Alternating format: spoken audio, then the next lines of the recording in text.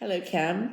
I'm sitting here with Lauren, okay, from Cam, and she's going to do an interview with me. And I said, why don't you video it? Because it's Cam.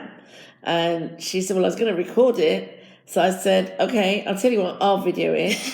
So I'm going to video this interview because you guys may be able to use it somewhere on your websites. Well, Safraz and I had been friends for a long time, and we had bonded because we were both big Bruce Springsteen fans, and we thought we were the only Asians in Britain who were. And then about 10 years into our friendship, he said, I'm going to write a memoir of growing up, with Bruce. And I said, okay, that's cool. And when he was writing his memoir, Bend It Like Beckham had been out and had been a big hit. Right, yeah. And as he was writing, in his heart, he was thinking, God, I hope Gurinder likes it because she's the only one who'll get it. And happily for me, I read The Galleys before it was published. He gave them to me, and I said, there's something great here. I know how to turn this into a movie. And that's precisely what happened. But I said, we'll be inspired by your story, but I'm going to make it dramatic so it's a proper movie, because his is a memoir. But at its core, it is about a 16-year-old Pakistani kid who through the words and music of Bruce Springsteen learns to find his voice at a time of great poverty and conflict in Britain. Safraz is a journalist, he's not a screenplay writer.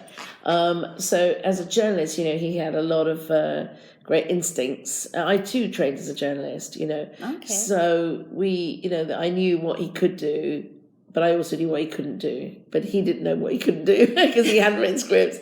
So it was an interesting process, but it was his story. So I wanted him to really have a go at it first. So he had it all out of his system.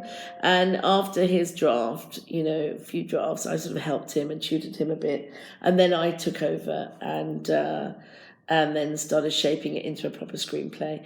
And he was always a tremendous resource for me to go to ask questions, and then I kind of really worked hard at making it the film that it became. And part of that was because I didn't want to repeat myself with Bend It Like Beckham, and I knew there were similarities to the story, so I wanted to make sure that I pushed it into a different direction as much as I could. As a director, I think I really honed my craft in this film. That's what I feel. I feel that it's a really well-made film as a director. I've used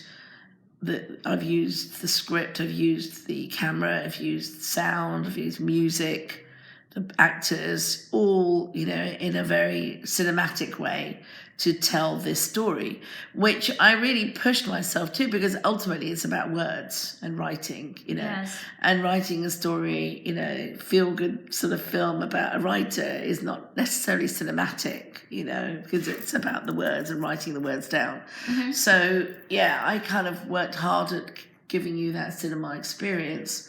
And a lot of it was just taking everything that I had in my heart and my instincts about how to tell this story.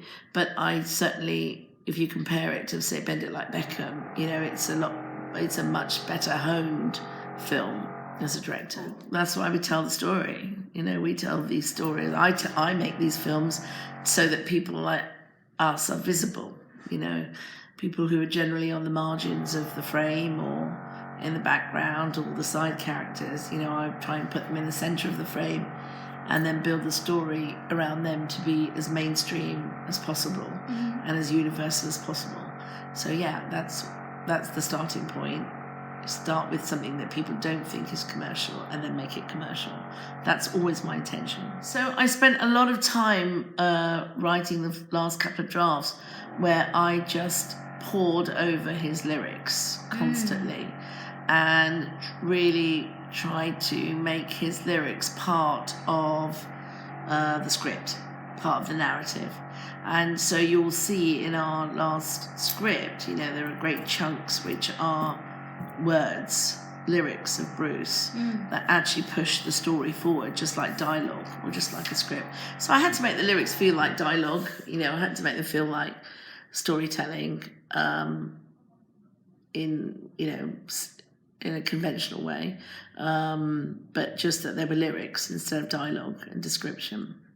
Interesting. And then I only chose songs that pushed the story forward. Huge Bruce fans see the film, they're like, man, you cut the songs too short. And I'm like, yeah, I'm with you. I would love to have had longer, but we would be sitting here watching a 4-hour film.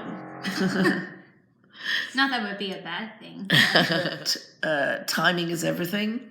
You know, it's a very timely film for a lot of countries, including Britain, you know, and America, I think. And it's a vision of America that comes straight from the heart and values of Bruce Springsteen. You know, we're describing through Javed the America that Bruce has created in his work.